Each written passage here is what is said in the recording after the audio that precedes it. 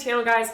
My name is Natalie, and today I want to talk about squatting. Specifically, how I fixed my squat, part 2. If you haven't watched part 1, here it is, where I discussed pretty much 3 main things. I believe it was my rib cage flare that I suffered from, knee valgus, and then I think finding depth. So I talked about those all in depth, how working with Steve from PR's Performance has improved my squat, and those were really my main concerns 6 months ago. So it's like 6 months later, what are my new squat concerns? Really, I don't have a lot of squat concerns. My squat feels incredibly strong right now. Today I'm going to be taking you guys through my strongest squat session this block, where I hit a big triple PR, and showing you guys what I really think about now while I'm squatting. Really, I'm not worried so much about my rib cage flare or depth. I have zero hip pain now. So really, what am I thinking about?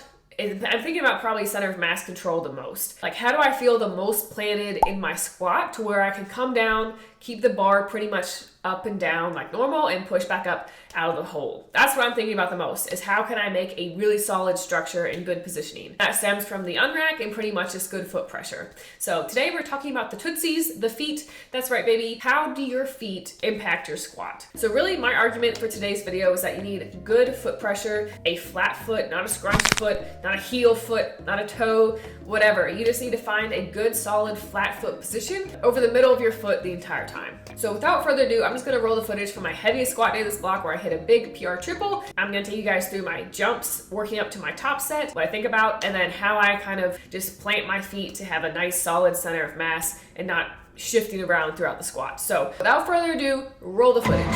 So as far as like warm-ups go, I haven't changed really anything of my routine since the last squat video. I will say I do foam roll more on my rest days and a little bit before I start my squat, primarily in my quad, just because I've had like a lot of pain pretty much from here up to my hip. So I'll just like foam roll. That's pretty much taking care of it. But besides that, I just walk for 5 minutes to kind of elevate my temperature and get moving. And then I do some foam rolling my back so it'll pop nice and satisfying. And then I just go ahead and get under the bar after making sure my quad and everything feels like pretty warmed up. Some days I do feel stiff, so I'll do some mobility like I've talked about in the past as well, where I'll open up like my hips and just kind of stretch everything out and just feel a little bit better. But as of recent, I haven't really had any stiff hips, so I don't really see the point. Now, usually I have a fatigue single after my triples or after my working set, but this triple is supposed to be like RP9, so Steve just took out the single this week, which is probably a good thing. So it's really nice to just focus on the triple today.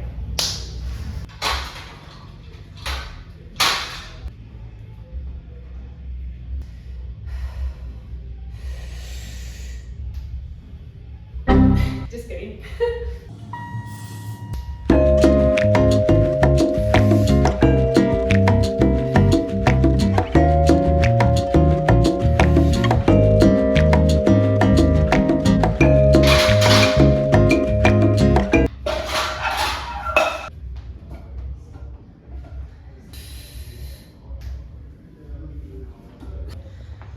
Should I steal Giovanni's Spotify today?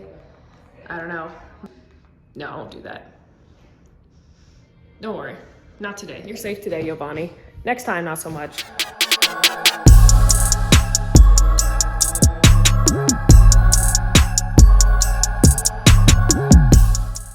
Now, as far as jumps go to warm up for a triple or a single, to be honest, I try not to do anything under 10 kilos just because it turns out to be more taxing than what it's worth.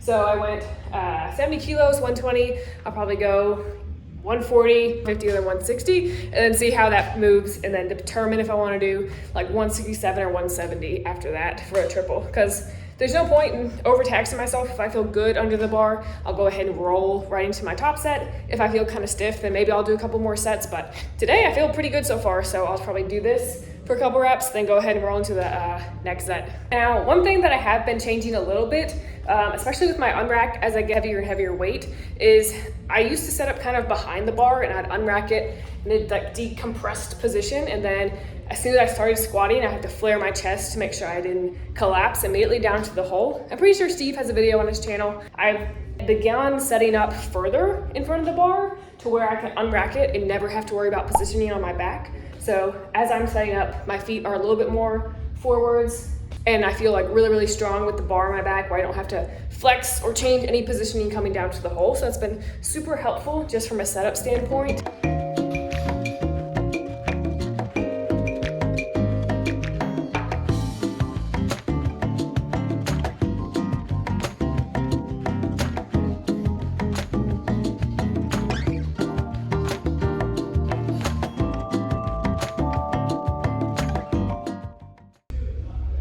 Okay, I have made the executive decision to go to 170. It's gonna be a grind for sure, I'm anticipating, but I think it'll be good. Everything feels good so far, no pain, no shifting, so I'm just gonna go ahead and try my best.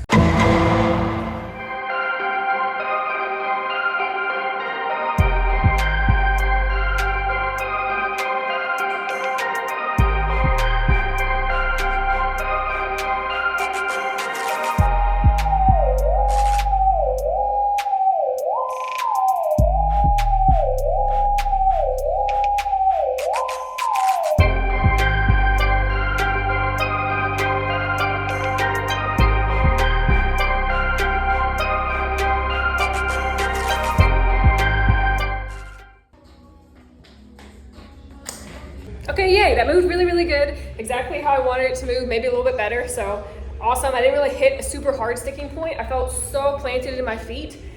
Really finding my planted foot position has been a game changer, where I kind of feel a little bit of pressure on my big toe, pulling my knees forward to start the squat and being able to come down on a nice flat foot, not scrunched up to where I'm gonna shift back and forth or focusing really on my heels where my toes are gonna come up and I have to shift back and forwards. I can truly come down and just push away and try to stand up out of the hole, and it's so nice. It feels so much stronger when I'm able to really think about that. So that's really, really good. That's another thing I've been really focusing on with my squats lately, so that's good. I have super light back offs. I'm not gonna film those too much. Steve pulled back a lot for the back off since this is pretty heavy, so I'm gonna go ahead and do those now. So that's pretty much it. That was the entire squat session from yesterday. Obviously I didn't film the back offs because they're back offs, who cares? In reality, I'm not thinking about too much when I squat anymore. I'll just kind of think about, sometimes I think about the belt to heel squat cue. It's a great directional cue that allows me to just kind of think, okay, where do I need to come down to the hole? And it keeps my feet nice and flat. Sometimes I'll just think about putting a little bit more toe pressure into the ground.